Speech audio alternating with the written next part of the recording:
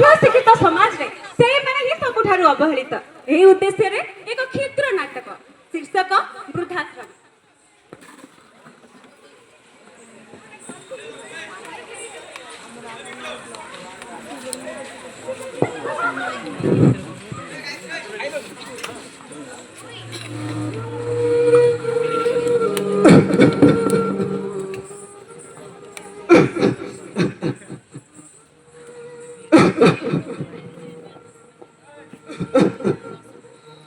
अरे बाबा सत्य ए सत्य कुआडे गलु रे 3 दिन हम काशी काशी मो छातीटा दरज कलानी रे मते टिके औषध आनी दियंतुनी भारी कष्ट हेलानी रे लागुची जेमिति जीवन चली जीव रे।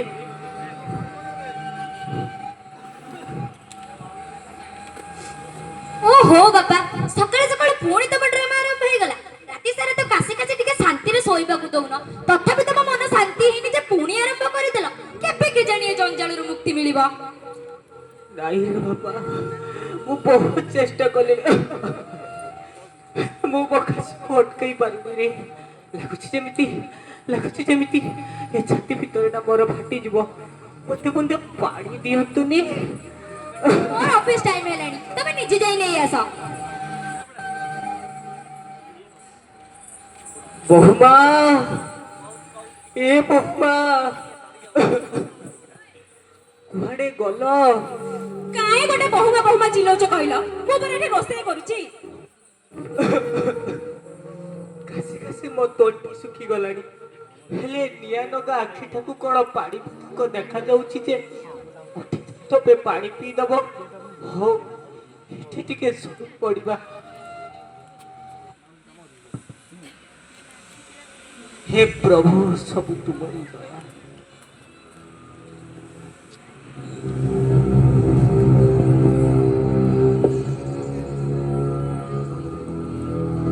ओ माय गॉड ये कौन बिछोना रे झाड़ा परिसरा छी छी छी छी छी छी ना आउ ये घरे रहि होबो ना आज जहा हाले गोटे फैसला हबो या तो ये घरे ये बुढ़ा रहइबो या तो मु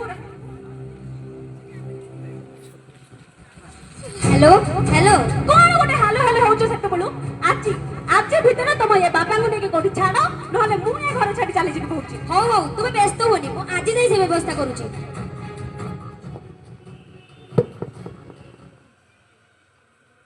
बापा बापा बापा कहला कहलो बापा तमको आज मोर गोटे कथा कहिबार थिला कहलो बापा से कथा कोन की मते टिके ऑफिस काम रे 8 दिन पई बाहर को जिबार थिला मते मो बहु मते मो सहित रे जीव सेति लागि मु कोन भाबुतली कि ए 8 दिन पई तमको नै पाखो आश्रम रे छाडी देई आसीबी तू जति कहछु मु को मना कर पाइबी हो चल जिबा।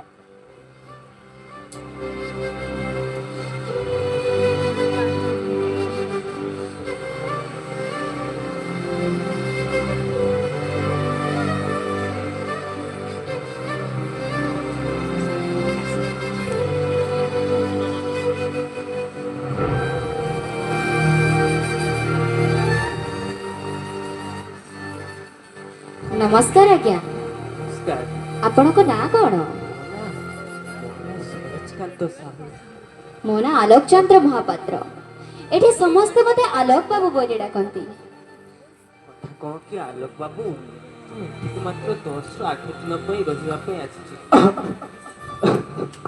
मो पुओ तो ऑफिस कमरे कुआडे बाहर को जाईछि तो मते देखाशुଣା करे मो घरे केही हेले नांती से पुणी तो ऑफिस कम सारी फेरले मते निश्चय एठी नै जीव।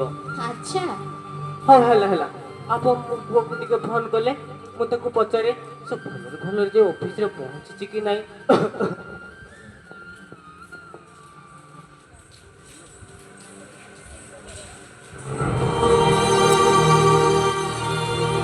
हेलो बाबू तू भलर जे ऑफिस रे पहुंचलु ना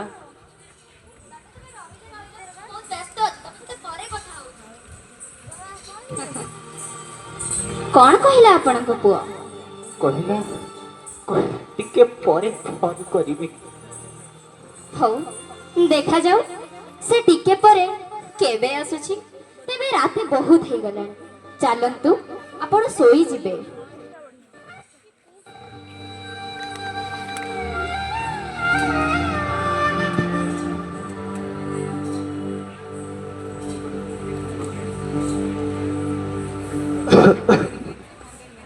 ଚାହୁଁ ଚାହୁଁ 15 ଦିନ ବିତିଗଲା। ମୋ ପୁଅ ସତ୍ୟ ସହିତ ଦେଖା ହବା ତ ଦୂରର କଥା, ତା ସହିତ ଟିକେ ଭଲସେ କଥା ମୁଁ ହେଇପାରିଲିନି। ସେ ମୋତେ କହିଥିଲା 8 ଦିନ ପରେ ଆସି ମୋତେ ଏଠୁ ନେଇଯିବ, କିନ୍ତୁ ବର୍ଷ ବର୍ଷ ଧରି ମୁଁ ଦେଖି ଆସିଛି ଆଜ୍ଞା, ଯେ ଥରେ ଏ ଜାଗାରେ ପାଦ ଦେଇଛି ତା ପାଇଁ ଘରକୁ ଫେରିବାର ରାସ୍ତା ସବୁଦିନ ପାଇଁ ବନ୍ଦ ହେଇସାରିଛି। ତେବେ ଏ ଜାଗାଟା ବି ଏତେ ଖରାପ ନୁହେଁ। ଏଠି ଖାଇବାକୁ ମିଳୁଛି, ସୁଖ ମିଳୁଛି, ଶାନ୍ତି ମିଳୁଛି, ବଞ୍ଚିବା ପାଇଁ ବନ୍ଧୁମାନେ ମଧ୍ୟ ମିଳିଯାଉଛନ୍ତି। ଆଉ ଏ ବୃଦ୍ଧା ଅବସ୍ଥାରେ ଆମକୁ କଣ ବା ଆବଶ୍ୟକ? କିନ୍ତୁ ମୋ ପୁଅ ସେମିତି ନୁହେଁ। ସେ ମୋତେ ବହୁତ ଭଲ ପାଏ। ସେ ମୋତେ ଏଠୁ ନିଶ୍ଚୟ ନେଇଯିବ। ମୁଁ ଏବେ ତାକୁ ଫୋନ୍ କରୁଛି, ସେ ମୋତେ ଆସି ଏଠୁ ନେଇଯିବ। ମୁଁ ତାକୁ ଏବେ ଫୋନ୍ କରୁଛି। ହ୍ୟାଲୋ, କାହିଁ ଗୋଟେ ବାରମ୍ବାର ଫୋନ କରୁଛ କହିଲ? ତୁମେ କଣ ବୁଝିପାରୁନ? ତୁମେ ଏ ଘରେ ରହିଲେ ଆମକୁ ଅସୁବିଧା ହଉଛି, ସେଇଥିପାଇଁ ତ ତୁମକୁ ନେଇକି ବୃଦ୍ଧାଶ୍ରମ ଛାଡିକି ଆସିଲୁ। ତାପରେ ବି ତମେ କାହିଁ ବାରମ୍ବାର ଫୋନ କରିକି ଆମକୁ ହଇରାଣ କରୁଛ? ତୁମ ରୋଗୀଣା ଦେହର ସେ ଫୁରୁକୁଟିଆ ଗନ୍ଧରେ ମୁଁ ଆଜି ଅଣନିଶ୍ୱାସୀ। ସେଇଥିପାଇଁ ତ କହୁଛି, ଯେତେ ଦିନ ରହିବ ସେଇଠି ରୁହ, ସେଇ ବୃଦ୍ଧାଶ୍ରମରେ ରୁହ। କଣ ହେଲା କି ସ୍ୱରାଜ ବାବୁ? ପୁଅ କେବେ ଆସୁଛି? ଆପଣ କେବେ ଯାଉଛନ୍ତି ଘରକୁ?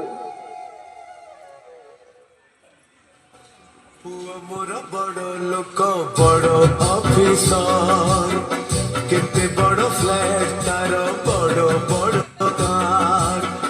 ପୁଅ ମୋର ବଡ଼ ଲୋକ, ବଡ଼ ଅଫିସର, କେତେ ବଡ଼ ଫ୍ଲାଟ୍ ତାର, ବଡ଼ ବଡ଼ କାର। ପୁଅ ଘରେ ମୋର ସବୁ ଦାମିକା ଜିନିଷ, ଶସ୍ତା ଯାହା ସେଠି ଖାଲି ମୁଁ ଗୋଟେ ମଣିଷ। ପୁଅ ବହୁ ଆରସିସିଆନ ଘରେ ଜାଗା ତେଣୁ ମୋ ଠିକଣାଟା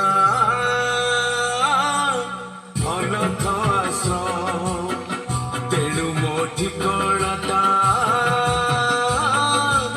ଅନାଥ ଆଶ୍ରମ। ସ୍ୱରାଜ ବାବୁ, ସ୍ୱରାଜ ବାବୁ, ସ୍ୱରାଜ ବାବୁ, ସ୍ୱରାଜ ବାବୁ!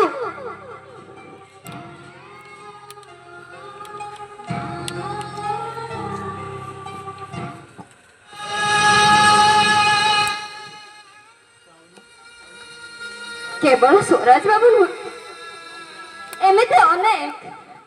ଏମିତି ଅନେକ ବାପା ମାଙ୍କ ଆୟୁଷ ସରିଯାଇଛି ଏହି ବୃଦ୍ଧାଶ୍ରମରେ। ମରିବା ପର୍ଯ୍ୟନ୍ତ ହୃଦୟରେ ସେଇ ଗୋଟିଏ ଆଶାକୁ ରଖି ବଞ୍ଚି ଆସିଛନ୍ତି, ଯେବେ ପିଲାମାନେ ଆସିବେ ମତେ ଏଠୁ ନେଇଯିବେ। ଆଉ ଏଇ ଆଶାରେ ବିଶ୍ୱାସୀ ତାଙ୍କୁ ତିଳ ତିଳ କରି ଜାଳି ମାରିଥାଏ। ଯେଉଁ ଜାତିର ଐତିହ୍ୟ ପରମ୍ପରା ପିତୃପୁରୁଷଙ୍କୁ ମନେ ପକାଇ ପିଣ୍ଡଦାନ କରି ଉତ୍ସବ କରିବାରେ ଖୁସି ହୁଏ, ସେଇ ଜାତି ଏବେ ଜୀବନ୍ତ ପିତାମାତାଙ୍କୁ ବୋଝ ବୋଲି ଭାବି ବୃଦ୍ଧାଶ୍ରମରେ ଛାଡ଼ି ଦେଇ ଆସୁଛନ୍ତି।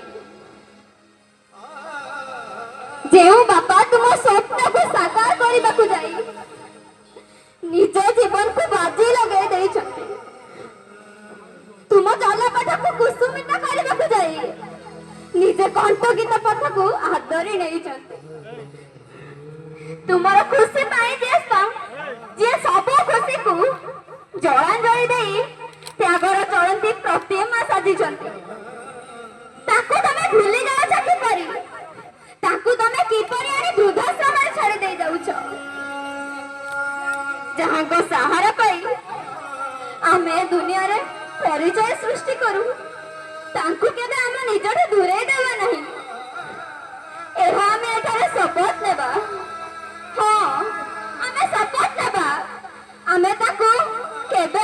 ଦୂରେଇ ଦେବା ନାହିଁ। ହଁ ଆମେ ଶପଥ ନେବା, ଆମେ ଶପଥ ନେବା, ଆମେ ଶପଥ ନେବା।